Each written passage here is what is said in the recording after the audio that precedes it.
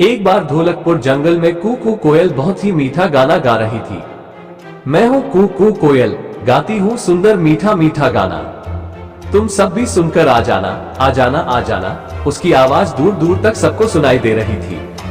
तभी उसकी आवाज सुनकर एक जादूगर वहां आता है और उससे कहता है, वाह कू कोयल, तुम्हारी आवाज तो बहुत मीठी है, बिल्कुल खरा सोना है, सोना। हाँ, तभी जादूगर आबरा का दाबरा बोलता और कू कोयल से कहता है, तुम अब से जब भी गाना गाओगी और गाते समय अगर तुम्हारे मुंह से एक भी बूंद पानी की नीचे गिर गई तो वो बूंद सोने में बदल जाएगी। लेकिन तुम्हें एक बात का हमेशा ख्याल रखना होगा कि तुम कभी ऐसे लोगों के सामने नहीं गाना जो तुमको किसी भी तरह से नुकसान पहुंचाए। ऐसा बोलने के बाद जादूगर वहां से चला जाता है। इधर कू कोयल फिर से गाना गाने लगती है। तभी वहां पर चंपा लोमड़ी आती है और वो कू कोयल का गाना सुनने लगती है। गाना गाते गाते कू कोयल के मुंह से पानी गिरता है। पानी के नीचे गिरते ही वो सोने में बदल जाता है। चंपा लोमड़ी अपने सामने सोना देखकर बहुत खुश हो जाती है और झट से सोना उठाती है। फिर वहां से बहुत तेज दौड़ लगाते हुए अपने घर पहुंचती है। इधर कू कोयल गाना गाती रहती है। तभी वहां पर एक शिकारी आता है। शिकारी पेड़ के नीचे बैठकर कू कोयल का गाना सुनने लगता है। कू कोयल गाना गा ही रही थी कि फिर से उसके मुंह से पानी नीचे गिरता है।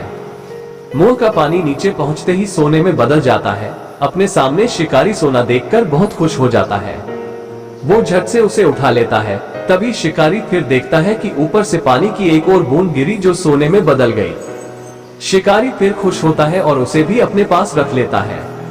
ऐसे करते हुए कई बूंदें ऊपर से नीचे गिरती हैं जो सोने में बदलती जाती है। शिकारी मन में सोचता कि शायद आसमान से सोने की बारिश हो रही है और ये सोचते हुए वो एक एक करके सोना उठाता जाता है। तभी शिकारी की नजर गाना गा रही कू कोयल पर जाती है और वो देखता है कि ये सोने वाला पानी तो कू कोयल के मुंह से निकल रहा।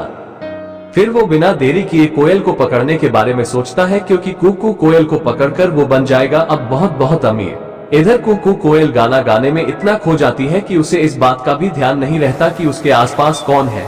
फिर शिकारी बहुत धीरे से अपना जाल फेंकता है और कू कोयल को पकड़ लेता है। जाल में फंसते ही कू कोयल कहती है, धत तेरी की ये क्या कर बैठी मैं। जादूगर ने कहा भी था मुझसे कि आपने आसपास के लोगों से बचकर रहना। अब देखो मैंने अपनी लापरवाही के चक्कर में क्या कर लिया, जाल में फंस गई। इधर कू कोयल को ले जाते हुए शिकारी अपने मन में सोचता है कि क्यों न इस कोयल को राजा को ही दे दूं। अगर राजा को दे दिया तो राजा इसके बदले मुझे राजमहल में रहने देंगे, फिर पूरी जिंदगी आराम से बीतेगी मेरी। हाँ, यही सही रहेगा। ऐसा सोचते हुए शिकारी राजा के पास पहुंचता है और उसे सारी बात बताता है। राजा कोयल को लेने और उसके बदले शिकारी को अपने राज्य महल में रहने देने की बात मान जाता है। तभी वहां पर राजा का मंत्री आता है और उससे बोलता है कि महाराज, ये शिकारी झूठ बोल रहा। आपने कभी सुना या देखा भी है क्या किसी चिड़िया के मुंह से सोना निकले? भाई मैंने तो नहीं देखा। मंत्री की बात सुनकर राजा शिकारी से कहता है कि पहले मुझे सोना दिखाओ।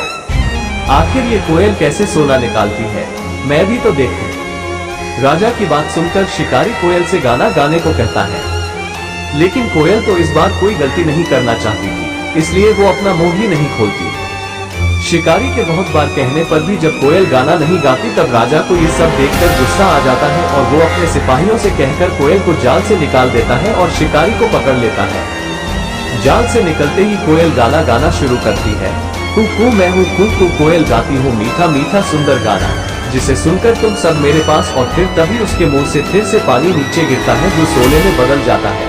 राजा ये सब बस देखता ही रह जाता है और अपने सिपाहियों से कोयल को पकड़ने को कहता है। लेकिन इस बार कू कोयल पहले जैसी कोई भी गलती नहीं करती है और वहां से उड़ती हुई सीधे ढोलकपुर जंगल पहुंचती है। मोरल इस कहानी से हमें ये सीख मिलती है कि हमें हमेशा अपने बड़ों की बात माननी चाहिए, साथ ही हमेशा सतर्क भी रहना चाहिए। बुरे काम का बुरा नतीजा।